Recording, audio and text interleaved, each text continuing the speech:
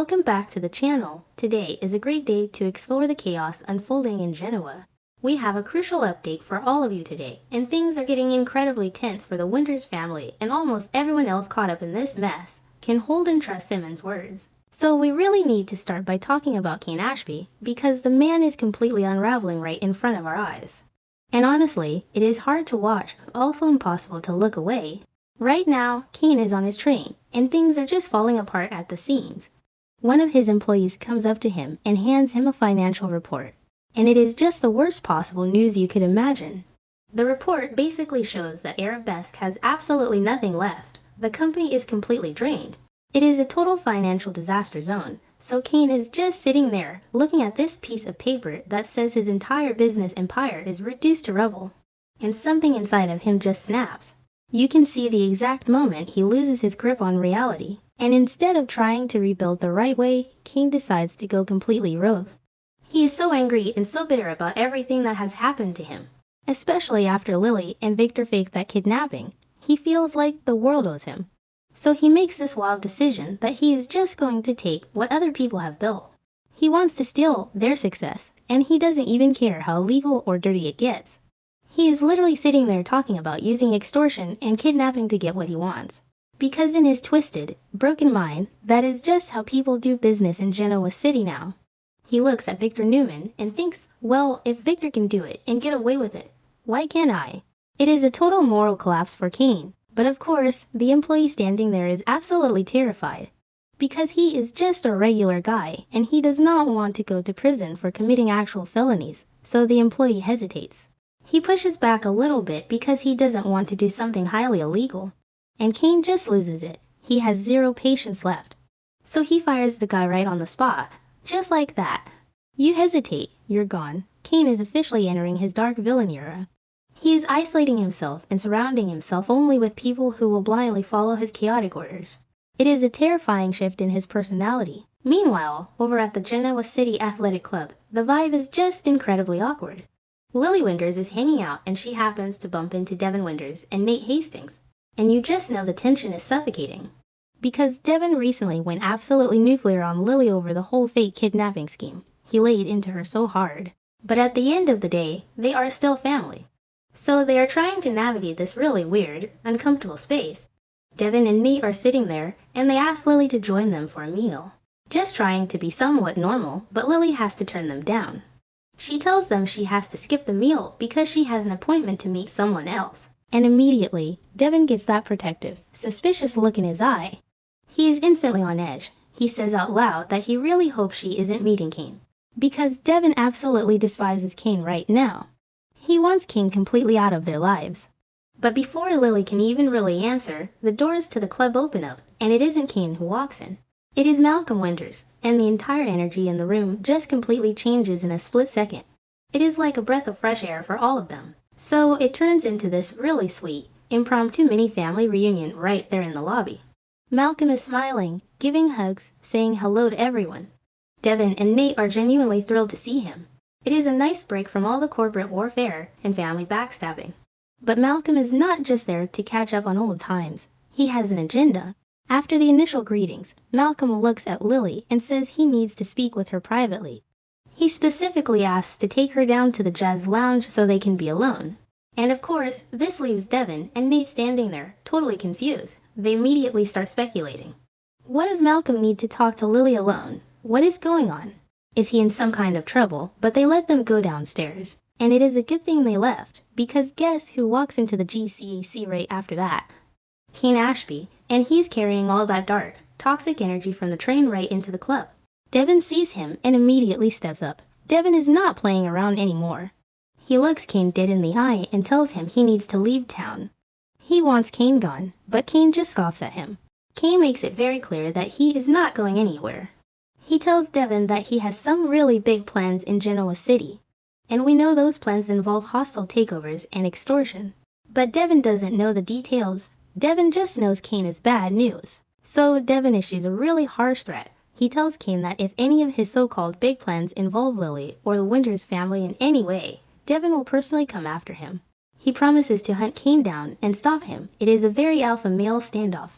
But Kane is just so full of hate right now. He looks right back at Devon and says he wants absolutely nothing to do with Lily. He wants nothing to do with her business or her family. He claims he is completely done with them. But honestly, it feels like Kane is just trying to convince himself. The anger is just masking a lot of deep pain. While all that testosterone is flying around upstairs, things are getting incredibly emotional down in the jazz lounge. Malcolm and Lily walk in, and the first thing Malcolm does is walk over to the portrait of Neil Winters. And it is just such a heavy moment. Neil was the absolute rock of the Winters family. And Malcolm just stands there, staring at his late brother's picture. You can tell he is drawing strength from Neil, because Malcolm is facing something terrifying. He finally turns away from the portrait, looks at Lily, and drops a massive bombshell. Malcolm confesses to Lily that he is facing a severe health crisis. He tells her that he has been officially diagnosed with aplastic anemia, and it is very serious. He explains that his body is failing and he desperately needs a bone marrow transplant to survive. It is a literal life or death situation.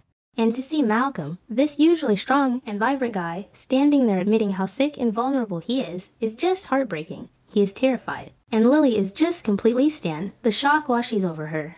But then, almost immediately, this overwhelming sense of gratitude hits her, which sounds weird, but it makes sense.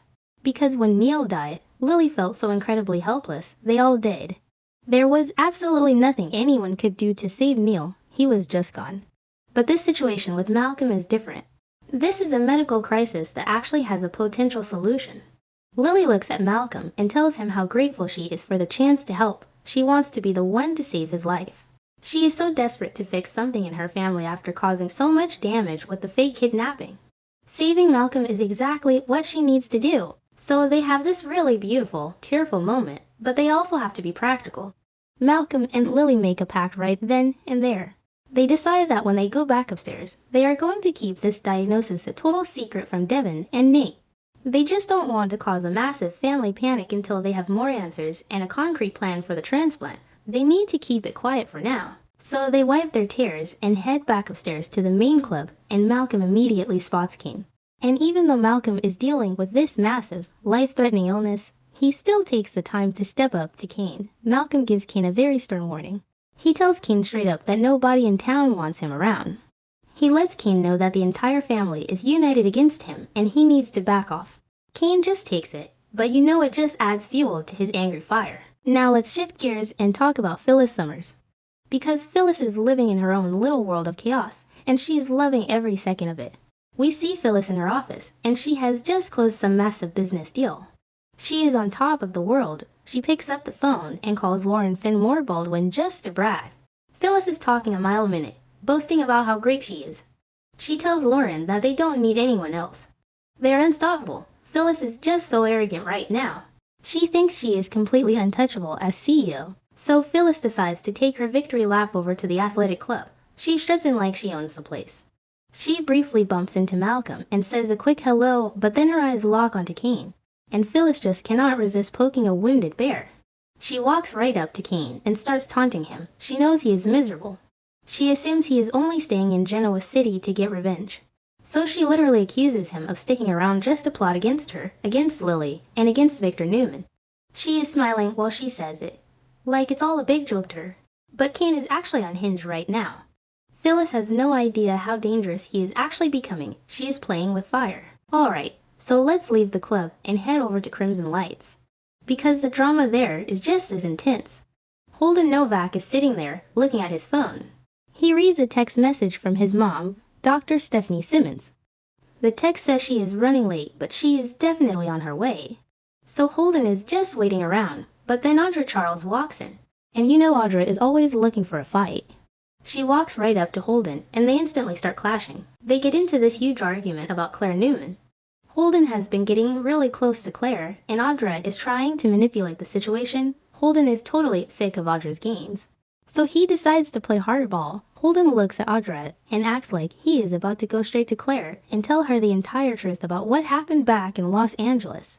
We still don't know exactly what this dark LA secret is, but it is obviously huge. And Audra's entire demeanor changes. The smug smile drops. She gets incredibly dark and threatening. She leans in and tells Holden that if he ever breathes a word about Los Angeles to anyone, she will completely destroy him. She threatens to make his life absolutely miserable. It is a very real, very vicious threat, and Holden is just standing there, absorbing it. The tension between them is off the charts. They are basically in a standoff in the middle of the coffee shop, and right at the peak of this argument, Stephanie Simmons walks through the doors of Crimson Lights. And she instantly sees this random woman aggressively threatening her son. Stephanie immediately goes into full mama bear mode. She marches right over to them and loudly demands answers. She wants to know who Audrey is and why she is talking to Holden like that. Stephanie is not messing around. She is ready to fight for her kid, but Holden completely panics. He does not want his mom digging into his past and finding out about the shady stuff he did in LA, so he desperately tries to de-escalate the situation. He forces a laugh and tells Stephanie that everything is fine. He claims they are just messing around. He tries to play it off like they are just old friends giving each other a hard time. It is a terrible lie, but he is desperate. Audrey, being the master manipulator that she is, instantly plays along. She puts on the sickly sweet fake smile and introduces herself. She actually reaches out to shake Stephanie's hand, and Stephanie is just glaring at her. Stephanie is very reluctant, but eventually, she shakes Audrey's hand just to avoid a public scene. Audrey finally leaves them alone. But as soon as she is gone, Stephanie drops the act. She looks at Holden and tells him very clearly that she does not like Audrey. She says she does not trust her at all. Stephanie's instincts are screaming that Audrey is bad news, but then the mood shifts completely.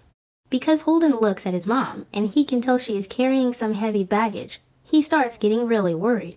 He asks her why she really came all the way to Genoa City to visit him, and his mind immediately goes to the worst case scenario. He asks Stephanie if she is sick. He is so scared that it is a health crisis, but Stephanie quickly reassures him. She insists that she is not sick, it is not about her health, but she looks at him with tears in her eyes. She tells Holden that she has something to tell him, something incredibly important. She warns him that what she is about to say is going to completely change his world. It is going to change everything he thought he knew about his life, and we all know what is coming. She is preparing to drop the massive secret that Malcolm Winters is his biological father. And that is exactly where things are heading. When the next episode airs, we are going to see Stephanie finally gather all of her courage. She is going to look Holden in the eye and assert that it is finally time he knew the real truth about his father. It is going to be an absolutely explosive moment. Holden's entire identity is about to be ripped apart, and the fallout for the Winters family is going to be legendary. We cannot wait to see how this all plays out on screen. On our channel, I always seek inspiration for each video by compiling short video clips to analyze and offer my personal architectural opinions. This channel specializes in analyzing, hypothesizing, and discussing plot points in the Young and the Restless series from the perspective of a longtime fan. Through this, viewers can gain deeper, more objective, and more interesting insights. Subscribe to the channel to stay updated on the latest news about the Young and the Restless series.